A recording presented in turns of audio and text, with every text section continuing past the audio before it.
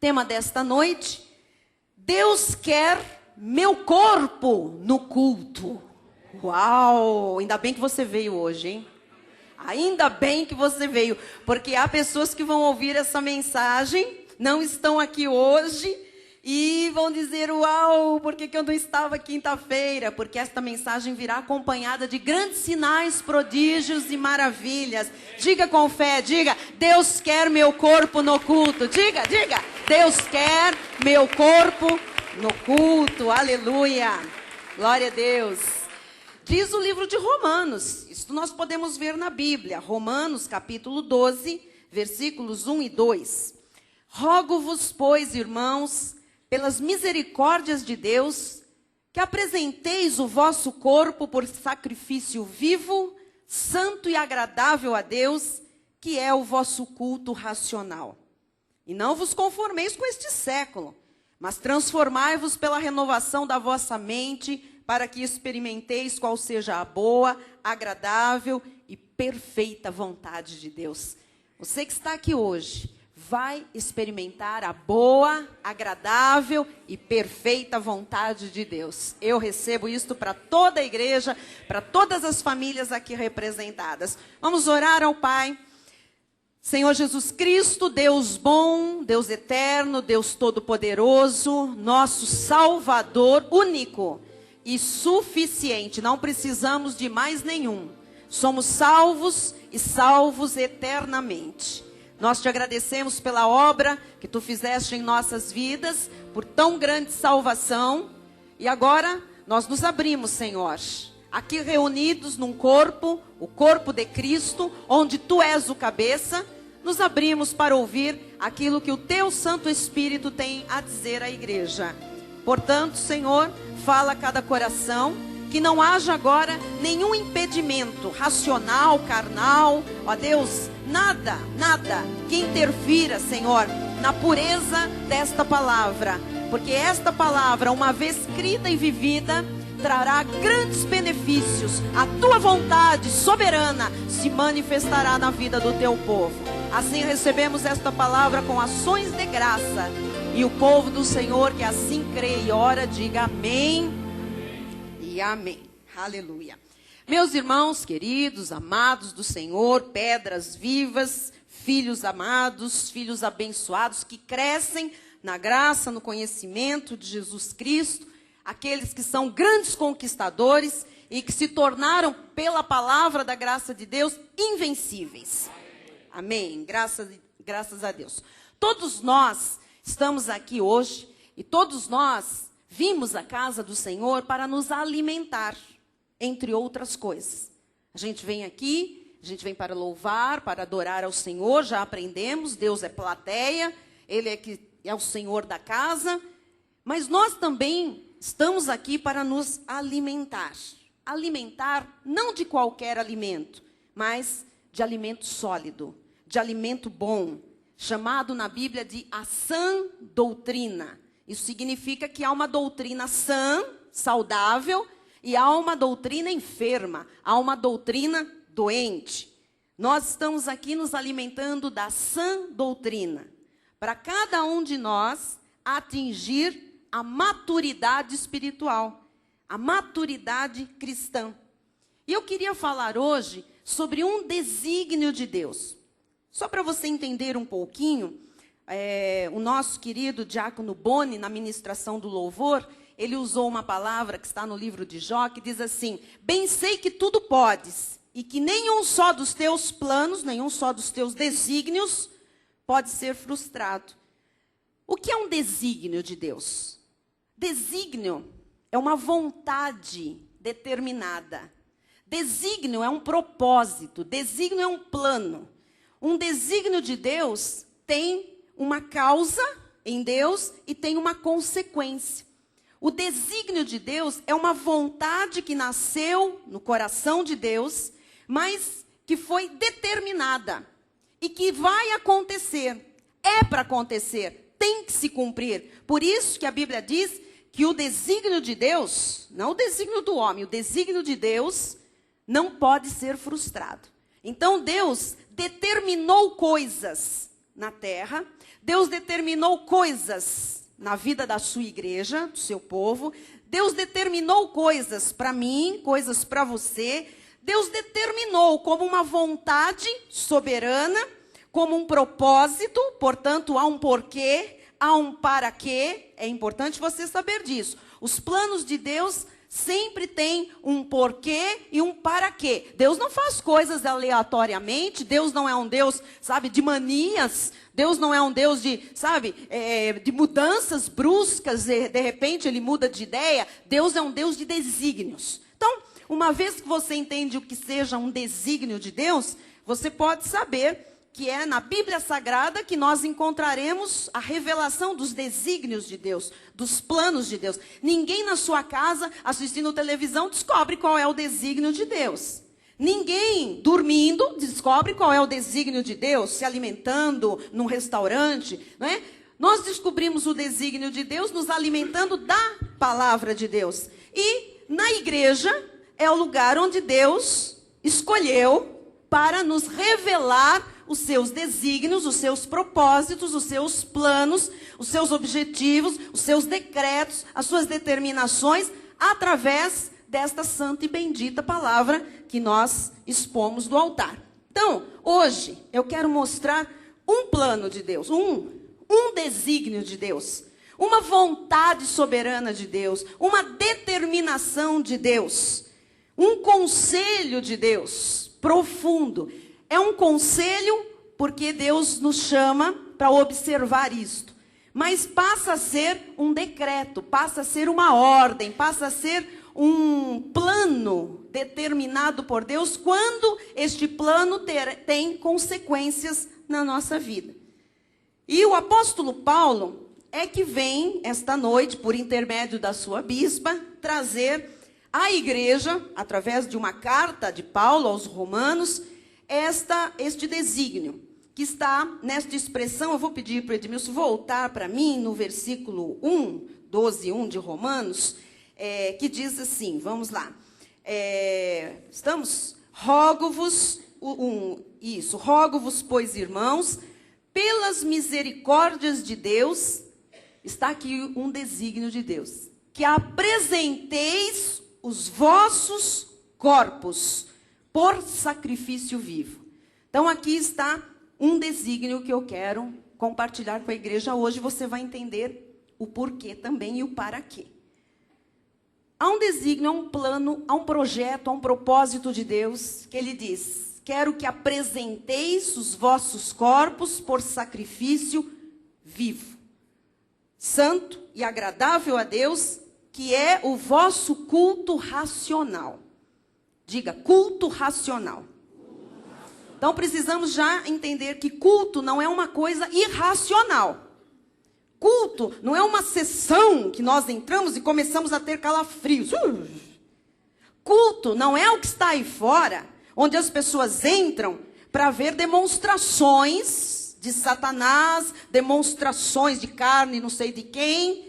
Culto não é isto que as pessoas conhecem como sendo um ajuntamento de pessoas que entram em filas, que fazem campanhas, que fazem votos, que levam carnês para casa. Não é isso. Existe um culto a Deus, que nós já entendemos. Quem é cultuado é Deus. A gente não vem à igreja para assistir a algo, a gente vem para prestar culto a Deus.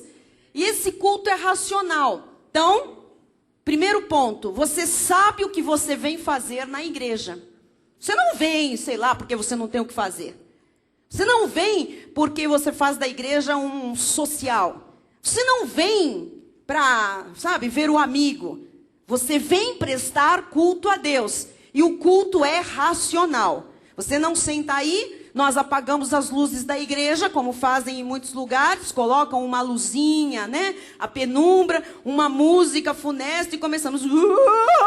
E as pessoas começam a ter experiências da alma, não espirituais, começam a ter sensações, começam a ter um movimento estranho. Isso não é um culto racional. Nós não ficamos aqui fazendo uma reunião e repetindo um mantra, uma filosofia, para que as pessoas entrem em alfa. Nós estamos aqui todos num culto racional. Você sabe quem é Deus, você vem aqui por causa dele, você sabe que você vem prestar o seu culto, você sabe que o culto tem uma abertura, que o culto tem um louvor que lhe conecta com os céus, você sabe que o culto tem um momento onde você tem a oportunidade dada por ele de plantar a sua semente de amor, o culto tem uma palavra de Deus ao seu coração que lhe direciona a vida, que lhe consola, que lhe edifica, que lhe exorta, que lhe encoraja. O culto tem oração que lhe conecta com as regiões celestes para receber aquilo que Deus tem para os abençoados. Bom, você vem aqui sabendo o que é para ser feito aqui. A quem nós estamos cultuando? É ou não é verdade? Então, quando o Senhor diz, é para apresentar o corpo como um sacrifício vivo, santo, agradável, isso é um culto racional, você deve saber qual a razão de Deus ter deixado este desígnio claro em sua palavra. Por que o apóstolo Paulo roga? Você sabe o que é um rogo? O que é um rogo? Um pedido. Ele está clamando à igreja. Ele está pedindo, não é para Deus não, ele está pedindo para a igreja. Ele está fazendo um rogo. É um pedido profundo, tem um peso este pedido. Então, por que razão o apóstolo Paulo pede à igreja que a igreja apresente o corpo, que cada um apresente o seu corpo como um sacrifício vivo? Por que razão eu sou chamada por Deus para prestar o meu culto? E isto é uma ordem. Diga, é uma ordem. Diga, prestar culto é uma ordem. Então, foi Deus quem criou o culto. Foi Ele que estabeleceu as regras da igreja. Talvez você me diga, mas bispa, Deus não trabalha com o espírito? Deus não trabalha com o espírito do homem? Sim, é verdade, Deus trabalha. E se você já o confessou como Senhor e Salvador, Ele já trabalhou no seu espírito, Ele já lhe aperfeiçoou para sempre, já lhe regenerou, você tem a semente divina. É verdade ou não é? É verdade. Então, por que razão Deus está mandando apresentar o corpo?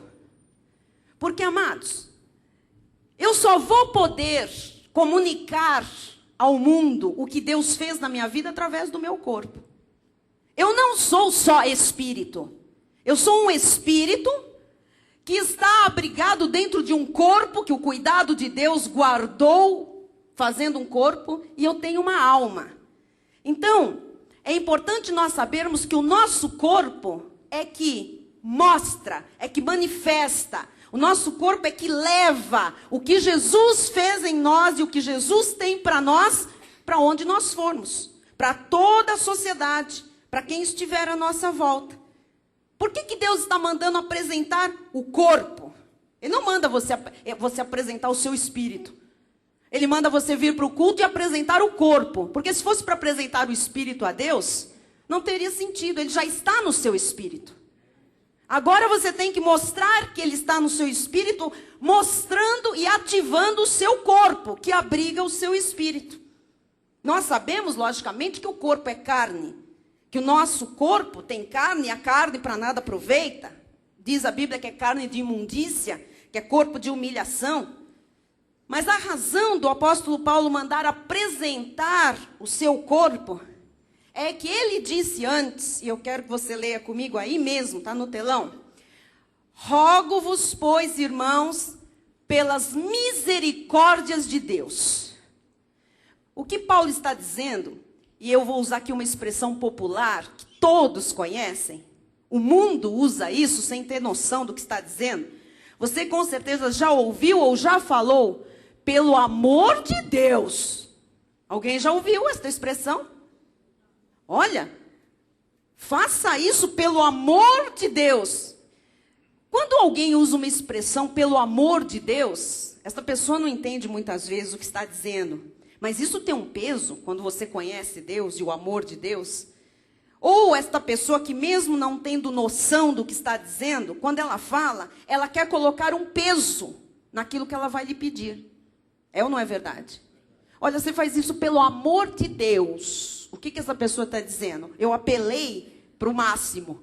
Eu estou apelando para o amor de Deus. Então não deixe de me servir. Não deixe de me fazer o que eu estou lhe pedindo, rogando, apelando. Paulo fez isso, mas para uma igreja, com conhecimento da graça, de quem é Deus. E Paulo disse, rogo-vos, pois, irmãos, eu peço, irmãos, ele pedia para a igreja, pelas misericórdias de Deus. É amor demonstrado, misericórdia. É amor realizado, é amor com efeito. Pelo amor de Deus, que se tornou misericordioso para com você, pelas misericórdias de Deus, olha o peso desta palavra e o peso de quem pedia, do apóstolo Paulo. Que apresenteis o vosso corpo. Então ele começa aqui, olha, façam isso, venha ao culto com o teu corpo, pela misericórdia de Deus, ou pelas, no plural, misericórdias de Deus. Eu pergunto à igreja, por que esta expressão tinha tanto peso? Quais são as misericórdias de Deus que exigem o meu corpo num culto? Quais são as misericórdias de Deus? Se você pegar a sua Bíblia e olhar, você vai ver que nós estamos lendo o capítulo 12 do livro de Romanos. Mas antes, nos 11 capítulos anteriores, o apóstolo Paulo mostrou as misericórdias de Deus. Ele foi falando quais são as misericórdias de Deus, no capítulo 1, 2, 3, 11. Quando ele chega no 12, ele está dizendo, olha, por causa do que eu vos disse anteriormente, vocês não podem deixar de apresentar os vossos corpos como sacrifício vivo, santo e agradável a Deus, num culto racional. Talvez você diga, bom, mas para ele fazer um apelo tão forte assim, tão veemente, usar este argumento para convencer a igreja, o que Paulo disse exatamente nos 11 capítulos anteriores, que são as misericórdias do Senhor? Porque as misericórdias do Senhor são tão importantes? Ora, nós temos que lembrar. Por isso, ele disse, olha, são tão importantes que eu rogo por elas, para que vocês apresentem o corpo num culto a Deus. Em síntese, eu separei aqui, os 11 primeiros capítulos mostram, só para você ir vendo como cada misericórdia, ato de misericórdia foi sendo apresentado ao povo de Deus. Ele fala, por exemplo, que nós estamos mortos ao pecado. Isto é um sinal das misericórdias de Deus, amém? Ele diz que nós fomos crucificados juntamente com Cristo. Nosso velho homem morreu com Cristo Jesus. Isto é um sinal das misericórdias de Deus. Paulo fala que nós passamos da morte para a vida. Isto é um sinal das misericórdias de Deus. Paulo diz nos capítulos anteriores que nós fomos justificados gratuitamente. De graça você foi tornado justo. Isto é um sinal das misericórdias de Deus. Paulo diz que a morte não nos pode separar do amor de Deus que está em Cristo Jesus. Isto é um sinal das misericórdias de Deus. Paulo diz nos capítulos anteriores que o diabo não pode mais contra mim nem contra você. Outro sinal das misericórdias de Deus. Paulo diz que agora, em Cristo, nós temos paz com Deus. Sinal das misericórdias de Deus. Paulo diz nos capítulos anteriores que nós fomos conhecidos de antemão, predestinados, chamados, justificados e glorificados. Que a obra está completa. Isto é um sinal das misericórdias de Deus. Paulo diz nos capítulos anteriores que os que recebem a abundância da graça e o dom da justiça reinarão em vida através de Jesus Cristo. Isto é um sinal das misericórdias de Deus. Paulo diz que nós estamos livres do pecado, livres do poder do pecado, sinal das misericórdias de Deus. O apóstolo Paulo diz que nós morremos para a lei. A lei não tem mais domínio sobre nós, porque estamos debaixo da graça. Isto é sinal das misericórdias de Deus. Paulo diz nos capítulos anteriores que nós pertencemos ao ressuscitado, não ao Cristo da carne. E que agora, aquele que rege as nossas vidas está vivo, não é morto, não está no cumprimento da lei, é livre e nele nós somos livres também. Isto é sinal das misericórdias de Deus. Paulo diz que os que estão em Cristo, para esses, já não há mais condenação. Isto é um sinal das misericórdias de Deus. Paulo diz nos capítulos anteriores que agora nós temos acesso direto a Deus. Que o Espírito Santo clama, até com gemidos inexprimíveis. E que nós todos podemos hoje clamar e dizer, Abba, Pai. Isto é sinal das misericórdias de Deus. Paulo diz nos capítulos anteriores que nós somos vasos de honra, vasos de misericórdia, preparados de antemão para manifestar a glória do Todo-Poderoso. Isto é sinal das misericórdias de Deus. Paulo diz que nós somos salvos porque cremos e pela nossa confissão, através da nossa boca. O Senhor Jesus faz morada em nós e nos sela com o Espírito Santo. Isto é sinal das misericórdias de Deus. Irmãos, ele disse tantas coisas que ele explica depois. Olha, isso tudo, e mais que eu não falei aqui, não é? Isso tudo que eu acabei de lhes dizer são as misericórdias de Deus. E por causa dessas misericórdias, meu amado irmão, é que você não pode deixar de fazer o seu culto a Deus. Você tem que apresentar o seu corpo. É o mínimo que um filho de Deus que recebeu todas as misericórdias de Deus pode dar a ele. Amém? Glória a Deus. Esquentou. Obrigada, pastor. Então, o conhecimento de Deus é tão profundo daquilo que é a misericórdia. Esse conhecimento é tão grande que ele deu esta ordem de apresentar o corpo. Porque pode ser que alguém aqui, alguém entre o povo de Deus, se descuide do seu corpo. Descuide do seu físico, no sentido de apresentar culto a Deus. Pode ser que alguém diga, bom, é assim? Eu já fui predestinado.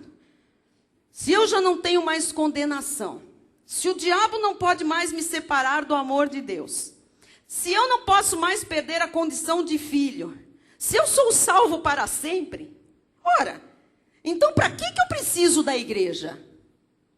Então para que eu preciso de culto? Para que eu preciso vir à igreja? Eu posso ficar em casa com a minha Bíblia. Eu não preciso de igreja. Pode ser que alguém, por conhecer as misericórdias de Deus, pense desta forma. Lógico que imaturo. Pode ser que alguém também diga assim, olha, eu já me decepcionei com outros ministérios. Igreja é tudo igual. A pessoa tira o foco das misericórdias e olha para homens.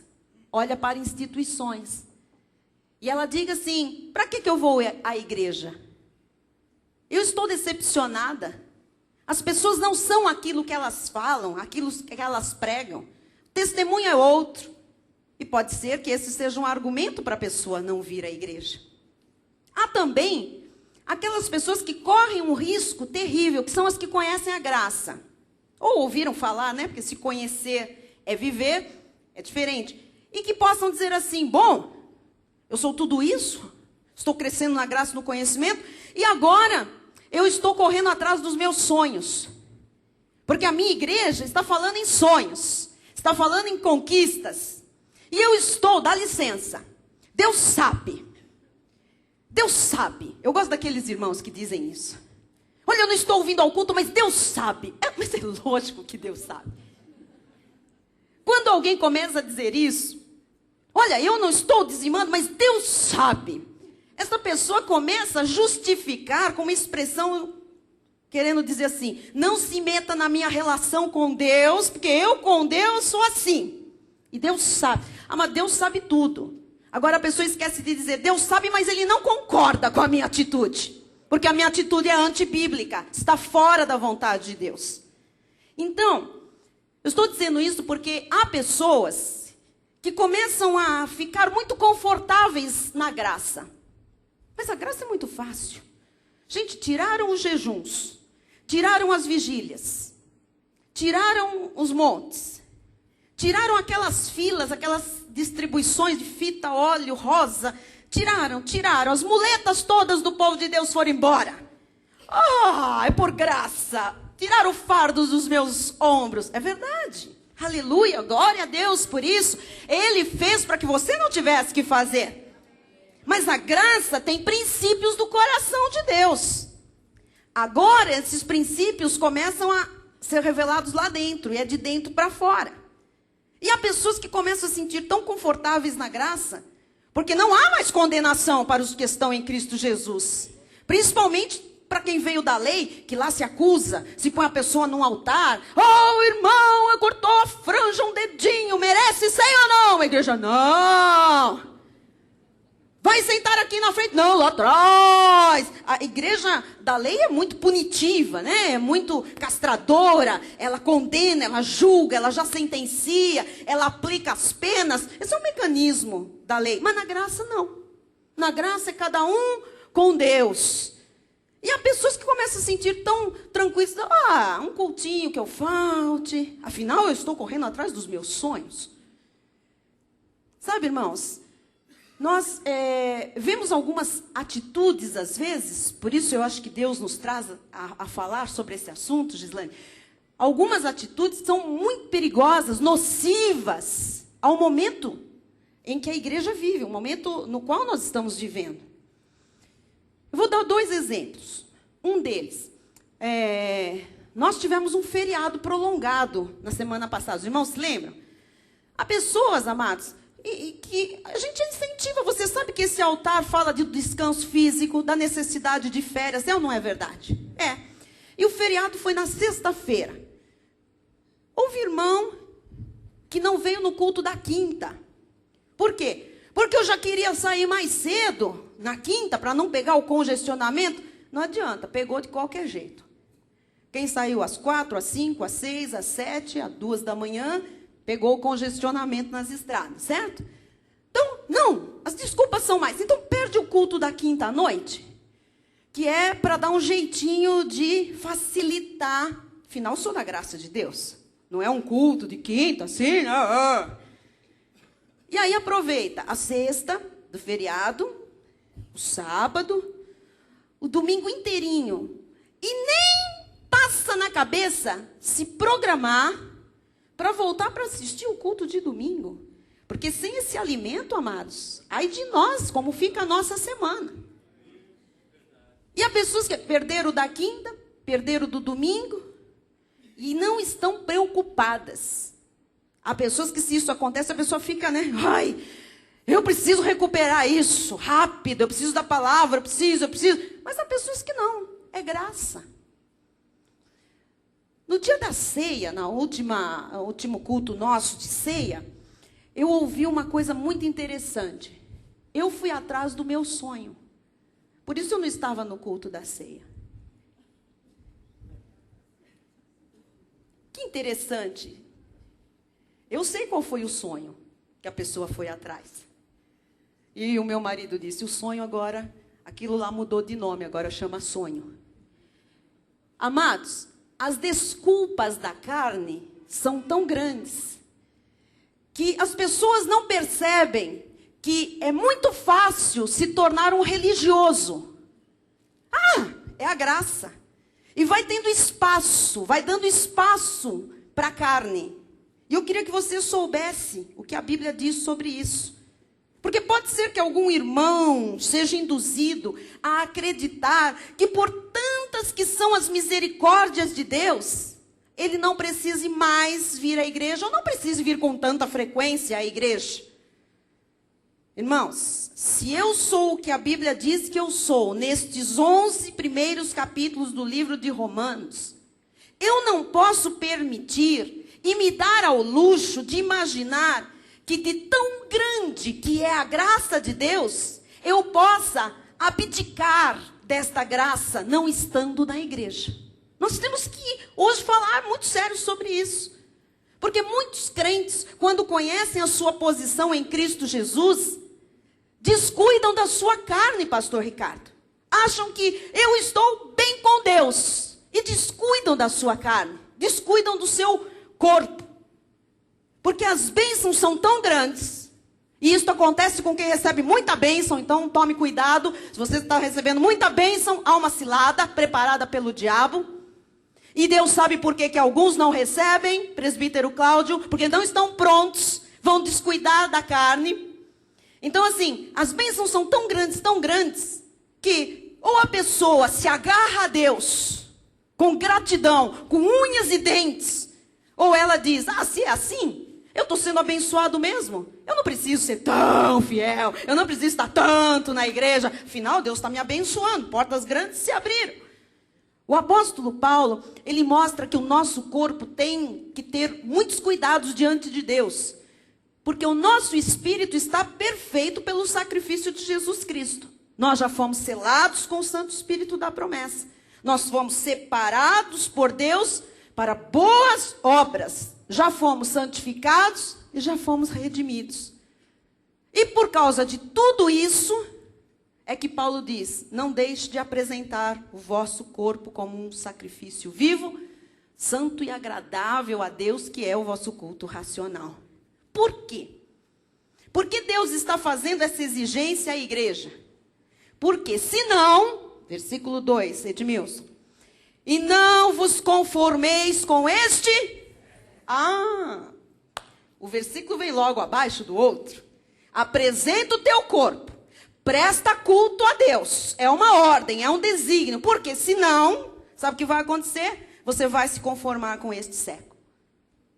Quando a pessoa deixa de vir à igreja, por conhecer o seu estado espiritual, eu sou isso, eu já sou isso, Deus já me usa, eu já faço, eu já aconteço, e ela abre mão de estar na comunhão com a igreja, a primeira coisa que acontece, o primeiro sintoma, é que ela deixa que a sua vida se conforme com o mundo.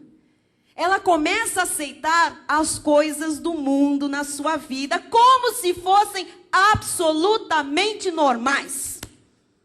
Começa a achar que também pode, que também é agradável. Só que Deus não quer isto.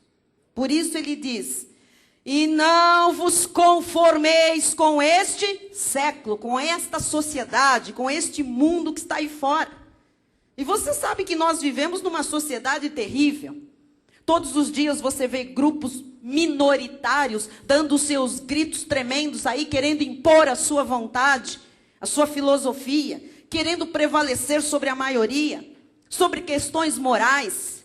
Estão aí os homossexuais, as lésbicas, lutando por seus interesses, querendo de todo jeito que a sociedade os aceite e os receba como um fato normal, como algo bom. Não pode. Isso é contra Deus, é uma aberração, é uma distorção, é a degradação dos valores morais de Deus. Há uma minoria que vai aí para a praia gritar, queremos o direito de andar sem a parte de cima do biquíni. Queremos fazer topless, mas não queremos praia particular, não. Queremos no meio do povo. Estão aí. Vem polícia, prende. Vem direitos humanos, defende.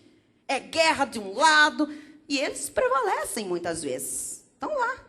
São minorias que gritam. E gritam porque sabe que a sociedade não tem princípios. Não tem valores, não tem nada, né? E aí, o governo, muitas vezes, que também não tem, acaba apoiando isso tudo, aprovando até leis, né? Estão aí discutindo ainda o aborto, algumas drogas, maconha pode, álcool, enfim, álcool talvez. Se a gente também colocar nos rótulos, essa foi a última que eu vi, também se a gente colocar, o Ministério da Saúde adverte. Bom, isso há quantos anos está nos maços de cigarro? Serviu para quê? Para nada. Para nada. Amados, nós temos carne. O nosso corpo é de carne. Vivemos no nosso trabalho, às vezes, com pessoas incrédulas. Às vezes são pessoas da família que não compreendem a sua vida espiritual e puxam você para trás. puxam você para baixo. Às vezes são aqueles amigos que fazem pressão, tirando sarro, gozando de você, porque você vem à igreja, porque você é diferente. E você começa devagarinho a se dobrar perante o presente século. Começa a aceitar o presente século. E às vezes se diz até, pensando bem, culto na quinta, culto no domingo, culto jovem, sei lá, louvorzão. E a pessoa vai cedendo, ela vai cedendo. E o apóstolo Paulo diz, irmãos, as misericórdias de Deus são tão grandes que eu vou rogar, eu vou pedir. Olha, apresenta o teu corpo como sacrifício vivo, que é o teu culto racional. Para quê? Porque tem gente pensando, mas para que Deus quer o meu culto, o meu corpo num culto? Para quê?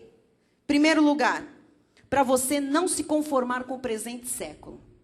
Para de vir à igreja para ver o que você começa a fazer lá fora. Começa a dar espaço, aceitar, é normal, um pouco pode, todo mundo faz, todo mundo... É verdade. Só estando nesta atividade espiritual que a igreja lhe dá, é que você sente como é diferente do mundo secular. É ou não é? Totalmente diferente. Senão você cede um pouquinho hoje, cede um pouquinho amanhã, cede um pouco depois, e as tantas, está lá, envolvido. É o fumo, é a bebida, é a droga, é o baile, é a farra, é o adultério, sei lá, a balada, é a rave. E a miséria do mundo começa a ser uma coisa natural. E o que acontece, bispa, quando eu não me conformo com o presente século? Versículo 2 novamente. E não vos conformeis com este século, mas transformai-vos pela renovação da vossa mente. A sua mente é transformada aqui, no culto, pela palavra. Para que, quando você não se conforma com o mundo lá fora e apresenta o teu corpo aqui, num culto, para que experimenteis, tem que experimentar, não pode deixar de experimentar qual seja a boa, agradável e perfeita vontade de Deus. Então, para que eu viva a boa, agradável e perfeita vontade de Deus, para que eu experimente Deus na minha vida verdadeiramente, não como uma religiosa, eu não posso aceitar o presente século. Eu tenho que dizer não aos modismos, não aos apelos, não àquilo que tenta me igualar com os conceitos lá de fora.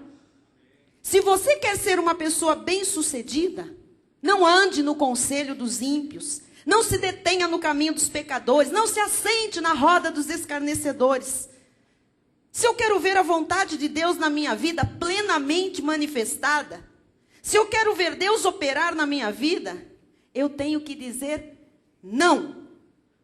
Sociedade com o presente século, com os seus pensamentos, com os seus ideais, não aceito, não recebo, não compactuo. Porque quando nós apresentamos o nosso corpo como um culto a Deus, porque hoje não tem sacrifício. Ninguém vai trazer aqui uma ovelha, um bode, um passarinho, uma rola, não. Você se traz. Qual é o meu sacrifício? O teu corpo. Você já viu como é difícil, às vezes, tirar o teu corpo da cama? Você já viu como é difícil, muitas vezes, tirar o teu corpo daquele sofá, assistindo uma programação no domingo à tarde? Você já viu como é difícil, muitas vezes, tirar o teu corpo de uma coberta quentinha, tomar um banho, pôr uma roupa, pegar a condução e vir para cá? Você já viu como é que é difícil? Para quem é difícil? Para quem tem a igreja como um apêndice. Mas para quem faz disto aqui algo vital, aí não é difícil, aí é prazer. Aí é vontade que surge do Espírito. Glória a Deus. Então, quando nós apresentamos o nosso corpo como culto, que é exatamente o que nós estamos fazendo esta noite, amados, parece que a vida nos vai bem, é diferente. Parece que tudo começa a ir para o lugar. Nós temos uma certeza e uma voz interna que nos diz, é isso que eu quero, meu filho. É isso que me agrada. Eu estou contente com a tua atuação, com a tua atitude. A gente tem como que uma certeza de um dever cumprido, entre aspas. Nós temos paz, nós temos segurança, nós temos certezas. Mas quando nós não apresentamos o nosso corpo em culto, a nossa carne começa a ofuscar a nossa vida espiritual. Aí começam a surgir desculpas para tudo. Pode encostar de leve do lado de alguém que falta aos cultos. Você não precisa perguntar nada. A pessoa naturalmente começa a se desculpar. É ou não é verdade? Você já percebeu? Você às vezes nem perguntou. Às vezes você nem notou a falta daquela pessoa no determinado culto, mas você olha para ela e diz, olha, eu não vim, porque na verdade está acontecendo isso. Calma. Eu não falei nada. Aliás, eu nem percebi que talvez esta pessoa não estivesse num culto. Não é verdade? Então assim, e se você pergunta, então você vira inimigo. Você é uma afronta. Na verdade, amados, nós estamos fazendo o que Deus mandou fazer. E nós queremos o bem daquelas pessoas que nós amamos e que Deus também as chamou e as plantou conosco para juntos prestarmos o nosso culto a Deus. Então, às vezes a pessoa não se dá conta, né? Começa a se afastar da igreja. Às vezes pensam até que Deus se afastou delas, que o Espírito Santo não está mais. Aí começa a lei, se encontra um legalista, então a mão de Deus vai pesar sobre a tua vida. Deus vai te abandonar. Tudo isso que é ausência de culto é que faz estas coisas virem à vida. Às vezes você vive no meio de problemas, de trancos e barrancos, mas você percebe que há um prazer, há uma vida vitoriosa para aquela pessoa que não perde cultos. Você já experimentou isso? Amados, não é porque eu estou aqui todo culto que a minha vida é fácil. Aliás, minha vida é muito difícil. Os irmãos não têm noção como é que eu estou aqui hoje, pregando esta palavra. Ninguém sabe. Porque a minha carne é subjugada todos os dias. Ai de mim, se eu não tivesse esta igreja. Ai de mim, se eu não tivesse você como um irmão. Ai de mim, se eu não visse rostos que sorriem para mim quando passam aqui, que têm prazer de congregar, de ter satisfação na comunhão dos santos. Eu dependo disto como o ar que eu respiro, amados. Eu não sei como alguém se dá o luxo de ficar um culto, 2. Eu sei de alguns que estudam, não podem estar. Alguns estão trabalhando nesta hora, gostariam de estar. E por isso Deus está mudando a sorte dessa gente. E essa gente vai estar, alguns já estão aqui conosco. Mas eu não posso acreditar que a pessoa fique feliz, bem. Pois é. Porque se começa a faltar nos cultos, a pessoa começa a se sentir abandonada. E as tantas não sente nem vontade mais de vir à igreja. E o pior, amados, é que a pessoa vai se afastando da vida espiritual saudável. Você pode ver que quem fica um pouco longe da igreja começa a achar defeito nos outros. A pessoa não gosta de mim, ninguém tem amor.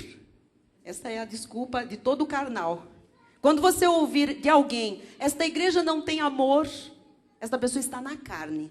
Pode escrever o que eu estou dizendo. Escreve hoje o que eu estou dizendo. Se alguém falar para você, olha, não tem amor na igreja, este é o sinal mais maligno que existe, porque vai agir aonde? Contra o que Deus está mostrando e manifestando. E este é o sinal de que a pessoa está na carne e ela quer desculpar a sua carnalidade. A carne vai ofuscando a vida espiritual, depois vai tomando lugar na vida espiritual e depois a pessoa não sente mais Deus. Ela acha que é Deus, mas não é. São os pensamentos dela, a lógica. Aí faz tudo errado, fala tudo errado, inflama outros. Você sabe, a tática do diabo é sempre a mesma. Ele é astuto, mas ele é burro.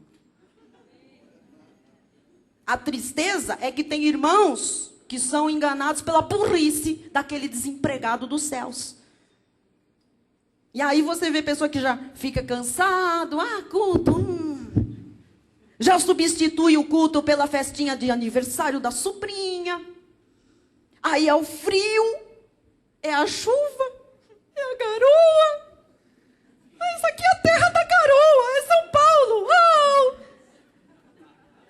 A pessoa conta, né? De onde ela mora. De onde ela vive. É o rodízio, aqui tem rodízio. Mas o meu rodízio, o seu, amado, é num dia, o meu é no outro, do irmão é no outro. E, né?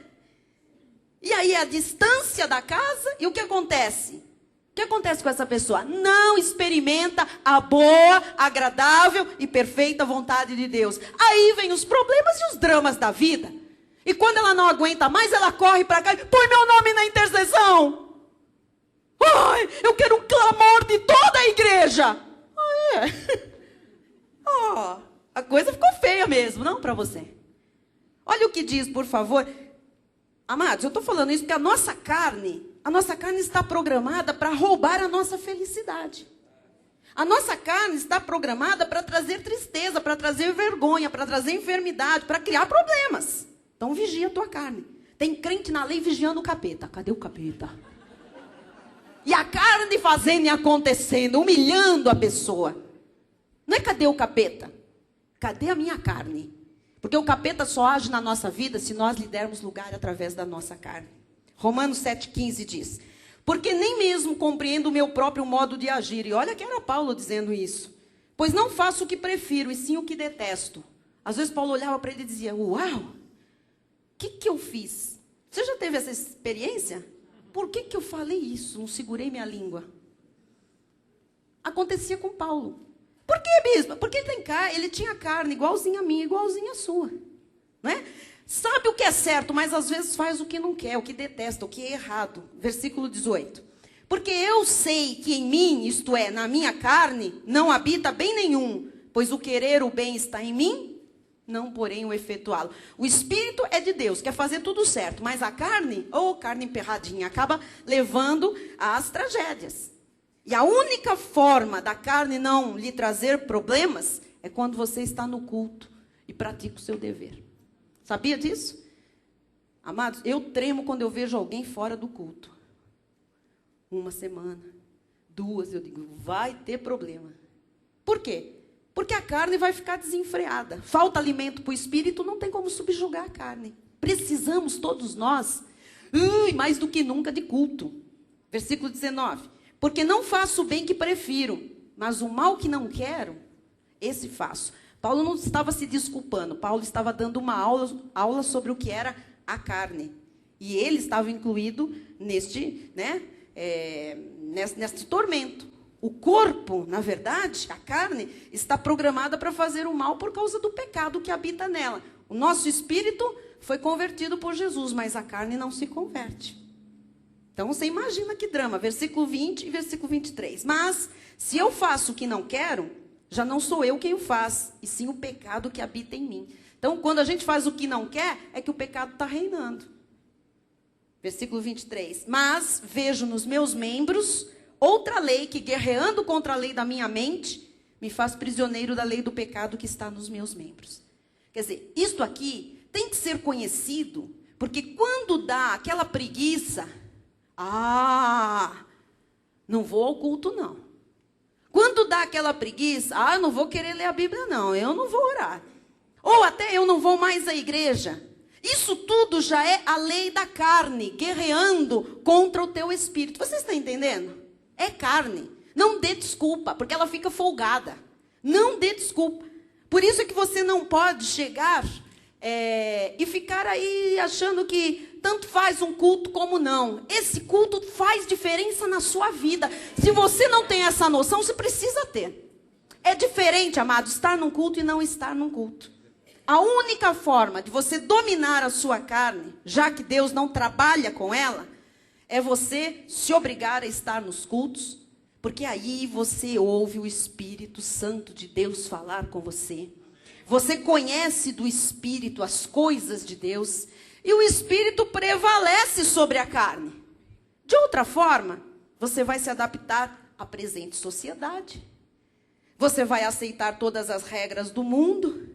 E o que tem de mal? Todo mundo faz, é isso aí.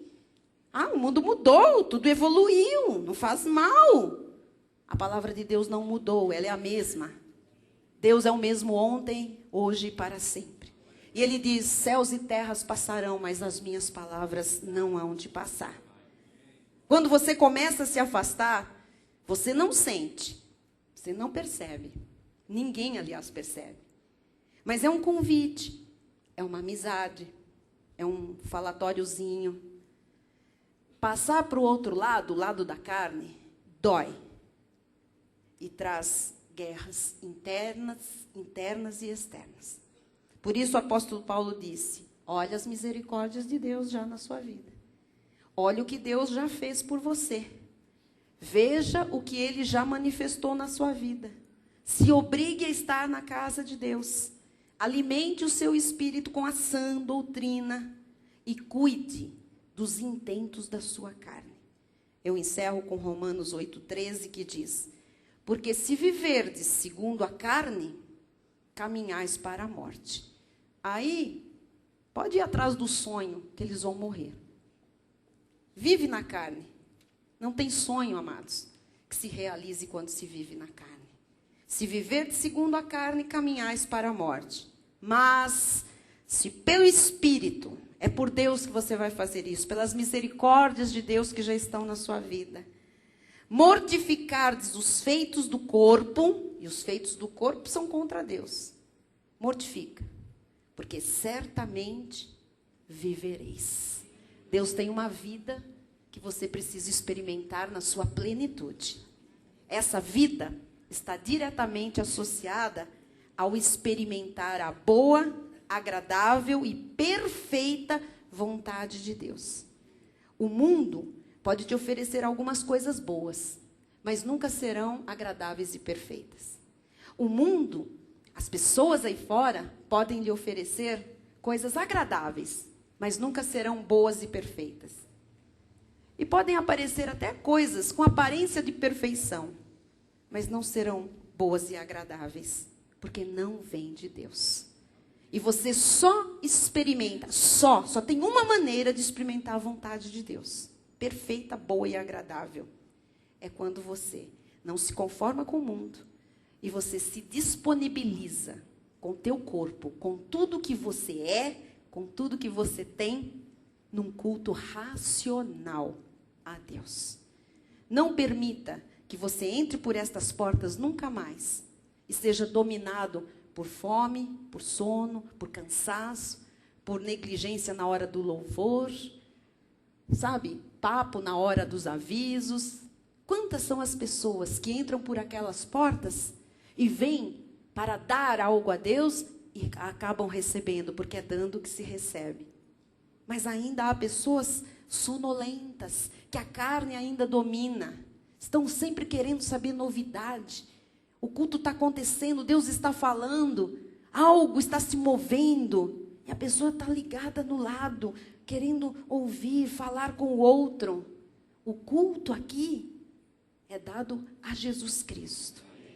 E o seu corpo não pode ser dado, porque Deus na lei não aceitava um animal dilacerado, um animal defeituoso, um animal faltando parte.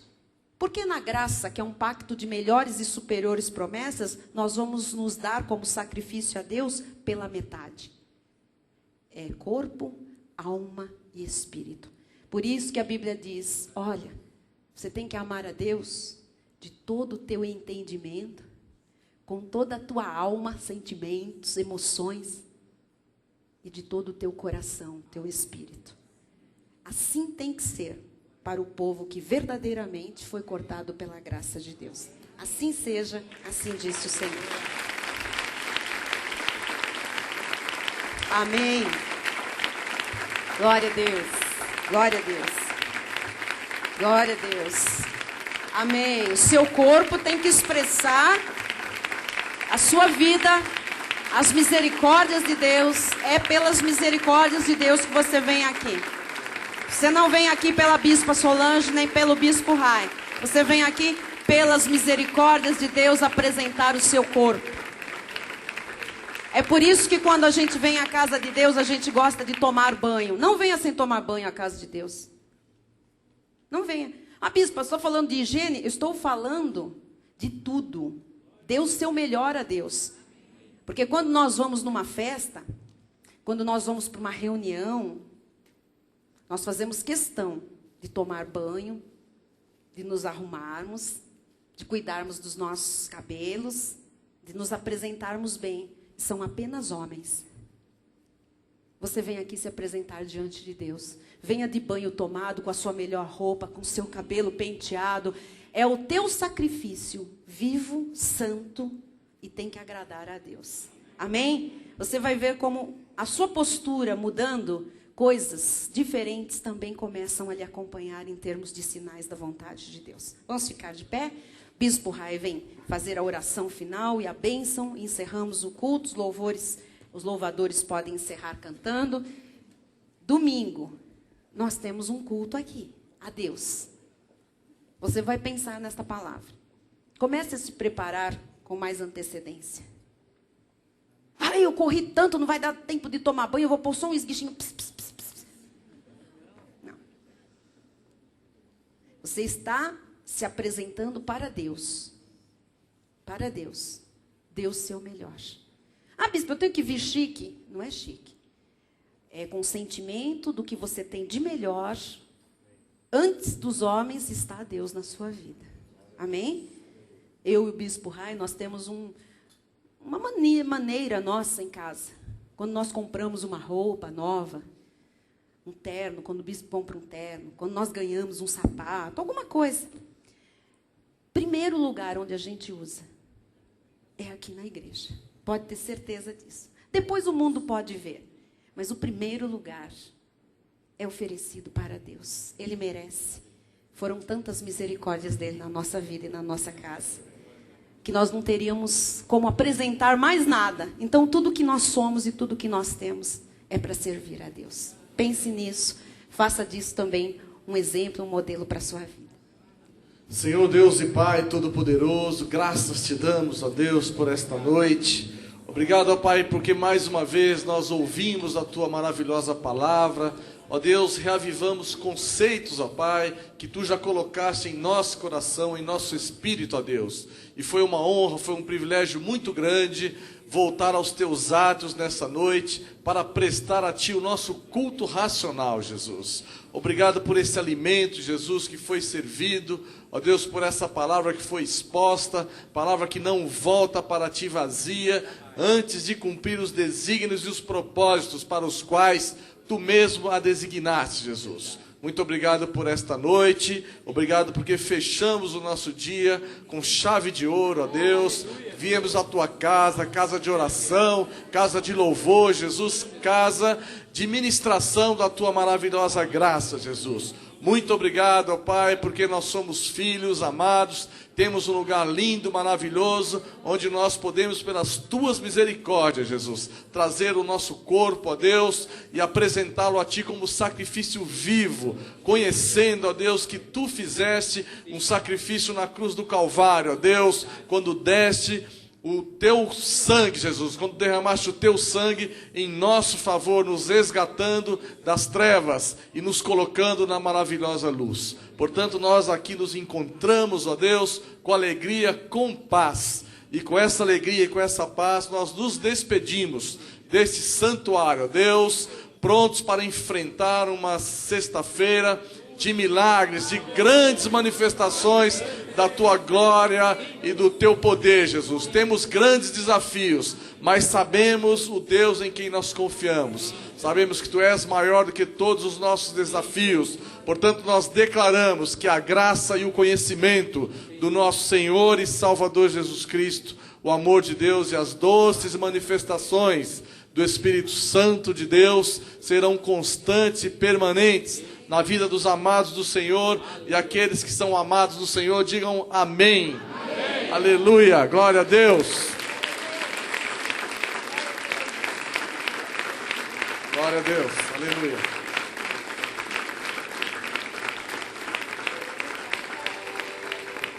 Se alguém precisar sair por causa do horário, o bispo já deu a bênção final, fique à vontade. O CD de hoje está disponível em nossa livraria, e despeça de quem você for despedir hoje, dizendo que bonito é o seu corpo apresentado a Deus como um culto racional. Graças a Deus. Aleluia.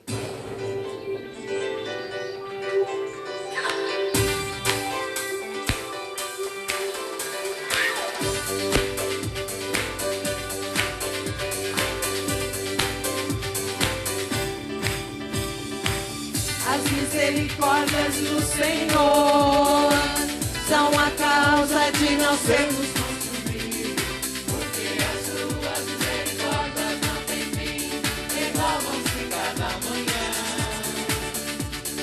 O amor de Deus encheu os nossos corações, que maravilha, porque as suas misericórdias não têm fim, renovam-se cada manhã.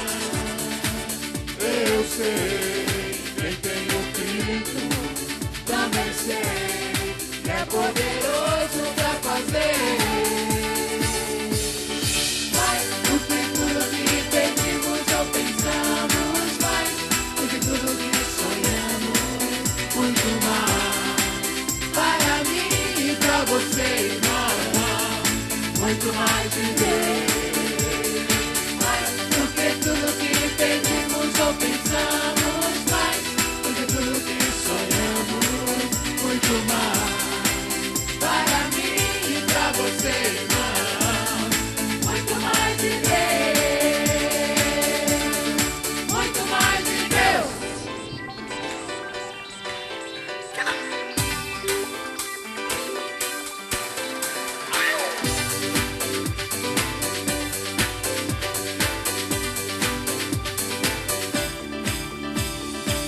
As misericórdias do Senhor são a causa de não sermos consumidos, porque as suas misericórdias não têm fim, renovam-se cada manhã. O amor de Deus encheu os nossos corações de maravilha, porque as suas misericórdias não têm fim, renovam-se cada manhã. Eu sei, quem tem o Cristo, também sei, que é poderoso para fazer mais do que tudo que pedimos ou pensamos, mais do que tudo que sonhamos, muito mais para mim e para você, irmão, muito mais de Deus. Mais do que tudo que pedimos ou pensamos, mais do que tudo que sonhamos, muito mais para mim e para você, irmão, muito mais de Deus, muito mais de Deus. Do que tudo que pedimos ou pensamos, mais do que tudo que sonhamos, muito mais para mim e para você, irmão, muito mais de Deus. Mais do que tudo que pedimos ou pensamos, mais do que tudo que sonhamos, muito mais para mim e para você, irmão, muito mais de Deus, muito mais de Deus.